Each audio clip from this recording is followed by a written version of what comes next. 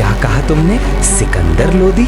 नहीं, उन मांस खाने वाले पापी मलेच्छों के लिए यहाँ आश्रम में कोई जगह नहीं है। कह दो उससे वहीं बाहर इंतजार करे।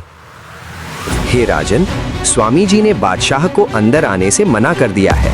मुसलमानों का आश्रम में अंदर आना मना है। क्या कहा? हम मलेच्छ हैं?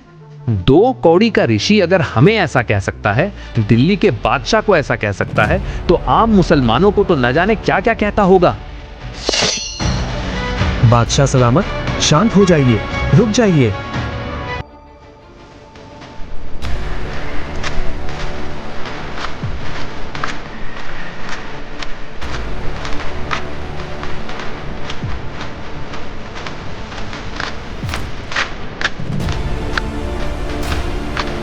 रामानंद, तू हमें मलेच्छ कहता है, तुझे इसका दंड मिलेगा। या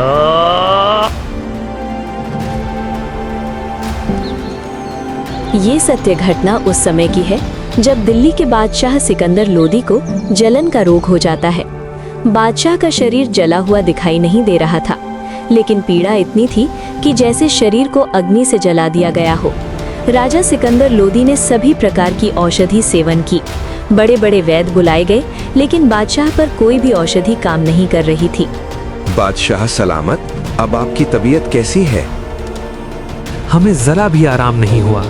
बाहर से नहीं दिखता, लेकिन शरीर में पीड़ा इतनी अधिक होती है कि जैसे किसी ने हमारे शरीर को जला दिया हो। मौलवी साहब, क्या इस पृथ्वी पर कोई भी वैद्य या हकीम नहीं है जो मेरे इस रोग को ठीक कर सके? मैं इस रोग के कारक अत्यंत दुखी हो चुका हूँ। बादशाह सलामत, हम सभी ने आपको वो हर दवा दी जो ऐसे रोग में दी जा सकती है। लगता है ये कोई लाइलाज बीमारी है जिसका ठीक होना नामुमकिन है। अगर आपकी इजाजत हो तो हम आपसे कुछ कहना चाहते हैं। बेझिझक होकर कहो। क्योंकि हम सबको ये पता है कि आपको ये लाइलाज रोग अल्लाह की मर्जी से हुआ है, तो इसका इलाज भी हम वैद्य नहीं बल्कि कोई पहुंचा हुआ संत फकीर ही कर सकता है। और हम ऐसे ही एक सिद्ध महापुरुष को जानते हैं। कौन है वे और कहाँ रहते हैं? हुजूर, काशी में कबीर नाम के एक महापुरुष हैं। हमने सुना है कि उन्होंने बहुत सारे लोगों के कष्ट दूर किए हैं। उनमें मुर्दे तक को जीवित करने की शक्ति है। बादशाह सलामत, अगर वो रहम कर दें तो ये रोग ठीक हो सकता है। आप कैसी बातें कर रहे हैं? इतने बड़े बड़े हकीम और वैद्य जो इस रोग को ठीक नहीं कर सके, भला वो कबीर कैसे ठीक कर सकता है? हमें तो लगता है कि अब हमें इस रोग के साथ ही आखिरी दम तक जीना पड़ेगा। जहां पना, लेकिन कबीर जी कोई साधारण पीर नहीं है। वो चाहे तो कुछ भी कर सकते हैं। आगे आपकी मर्जी। अच्छा ठीक है, हमारे काशी चलने का बंदोबस्त किया जाए। महाराज, बादशाह सिकंदर लोधी इस समय अपने जलन के रोग के कारण बहुत परेशान है। उन्हें बताया गया है कि यहाँ काशी में कबीर नाम के एक महापुरुष हैं जो बादशाह के जलन के रोग को ठीक कर सकते हैं। इसीलिए बादशाह जल्द ही काशी पधारने वाले हैं। हमें बादशाह के आने का इंतजार रहेगा। महामंत्री जी, बादशाह के स्वागत की तैयारी की जाए। बादशाह सलामत, कृपया भोजन ग्रहण कीजिए। वीरदेल, हम तुम्हारी खातिरदारी से बहुत प्रसन्न हुए, लेकिन मैं कुछ भी खा नहीं सकता। मैं इस जलन के रोग से बहुत ज्यादा परेशान हूँ। वीरदेल, मुझे जानकारी हुई है कि यहाँ काशी में कबीर नाम के कोई संत हैं। आप उनके बारे में जरूर जानते होंगे। सुना है कि इस पृथ्वी पर केवल वही एक हैं जो मेरे इस रोग को ठीक कर सकते हैं, वरना अब केवल आत्महत्या करना ही बाकी रह गया है। बादशाह सलामत, अब आप बिल्कुल ठीक जगह आ गए हैं। निश्चय ही अब आपका जलन का रोग ठीक हो जाएगा। ऐसी क्या खास बात है उन कबीर में वीरदेव? हे सम्राट, कबीर जी कोई साधारण व्यक्ति नहीं है, बल्कि भगवान खुद ही कबीर जी के रूप में आए हैं। यदि कबीर देव जी की दया दृष्टि हो गई तो समझो आपका कष्ट हमेशा हमेशा के लिए दूर हो जाएगा। वीरदेव, अगर ऐसा है तो जल्द से जल्द उस संत को हमारे पास बुलाया जाए। बादशाह सलामत, मेरी एक अर्ज है आपसे। बादशाह, कहते हैं कि संत को कभी आदेश देकर नहीं बुलाना चाहिए, और कबीर प्रभु जी तो संतों के संत हैं। फिर भी यदि हम उन्हें आदेश देकर बुलवा भी लें, और उन्होंने आपके रोग को दूर करने की कृपा ही नहीं की, तो फिर उनका आना ना आना एक समान होगा। मेरे हिसाब से कबीर जी को बुलाने की बजाय खुद चलकर उनके द्वार पर जाना चाहिए। बाकी आप जैसा आदेश दें। ठीक है वीरदेव, मुझे अभी कबीर जी के घर ले चलो। बादशाह सलामत। कबीर जी रोज शाम को अपने गुरु रामानंद जी के पास जाते हैं। अभी हमें श्री रामानंद जी के आश्रम ही चलना होगा।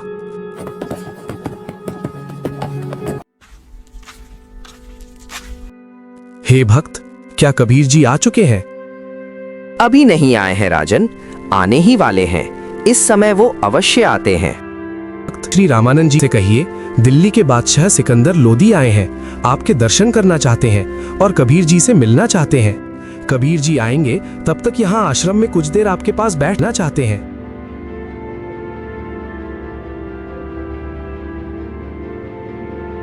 प्रणाम गुरुदेव। गुरुदेव काशी नरेश वीरदेव सिंह और दिल्ली के बादशाह सिकंदर लोधी आए हैं। उनको कबीर जी से मिलना है। उनके आने तक वो आश्रम में बैठकर इंतजार करना चाहते हैं। क्या कहा तुमने? सिकंदर लोधी? नहीं, उन मांस खाने वाले पापी मलेच्छों के लिए यहाँ आश्रम में कोई जगह नहीं है। कह दो उससे वहीं बाहर इंतजार करे। हे राजन, स्वामी जी ने बादशाह को अंदर आने से मना कर दिया है।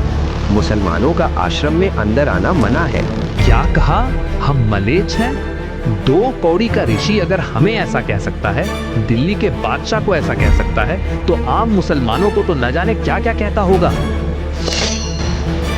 बादशाह सलामत, शांत हो जाइए, रुक जाइए।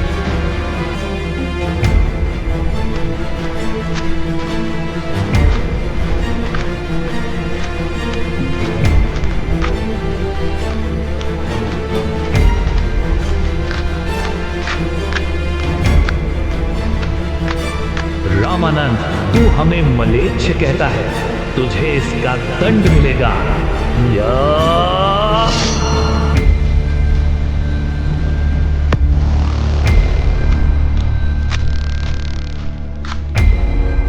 बादशाह सलामत, ये क्या किया आपने? अनर्थ हो गया बादशाह सलामत, अनर्थ हो गया। ये मैंने क्या कर दिया? मैं निहायत ही नीच किस्म का व्यक्ति हूँ। आया था अपना रोग ठीक कराने के लिए और जिसके पास आया उसके गुरु को ही मार दिया। या अल्लाह, कितने गुनाह किए हैं मैंने। वीरदेव, यहाँ से वापस चलो। कबीर जी अब कभी मेरे रोग को ठीक नहीं करेंगे। अगर मैं उनके सामने रहा तो वो जरूर मुझे बद्दुआ देंगे। इसलिए यहाँ से अभी के अभी चलो।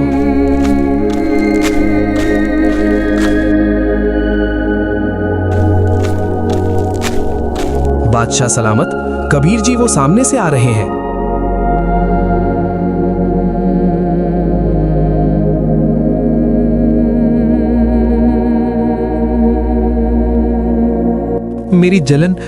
मेरी जलन तो ठीक हो गई। वीरदेव, मैं बिल्कुल ठीक हो गया।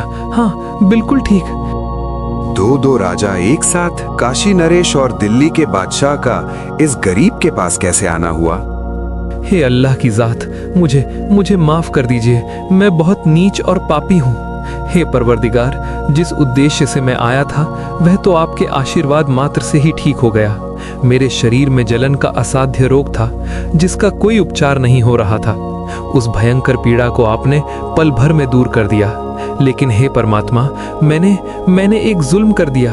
परवरदिगार, मुझे माफ कर दो, मुझे क्षमा कर दो। क्या बात है राजन, आप इतने दुखी और डरे हुए क्यों हो? नहीं परवरदिगार, आप मुझे माफ नहीं करेंगे।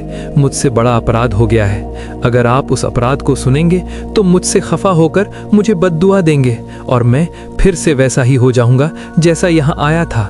इसलिए मैं खौफजदा हूँ। राजन, मैंने आपको माफ किया, बताओ क्या हुआ?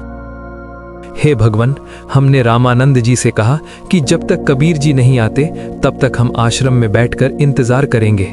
लेकिन रामानंद जी ने बहुत बुरे अल्फाज बोले और मुझ पर पहले से ही बादशाह होने का नशा हावी था। मुझे गुस्सा आ गया और गुस्से में आकर मैंने उनकी हत्या कर दी।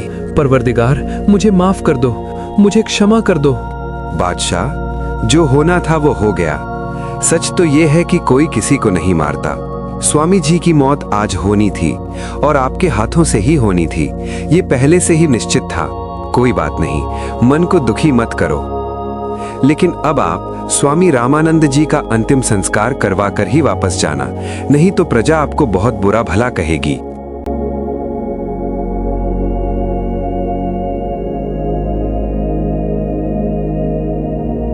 वीरदेव, आज मुझे अल्लाह मिल गए, ऐसे महापुरुष जिनके आशीर्वाद देते ही मैं स्वस्थ हो गया।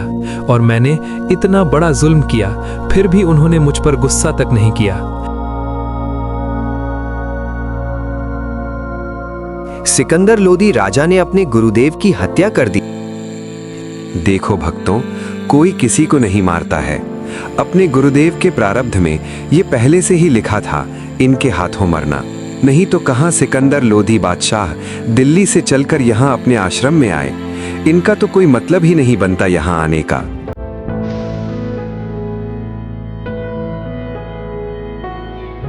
हे गुरुदेव, आरती का समय हो गया है। आपके सारे भक्त आपकी प्रतीक्षा कर रहे हैं। उठिए गुरुदेव। उसी समय स्वामी रामानंद जी का सिर उनके शरीर पर लग जाता है।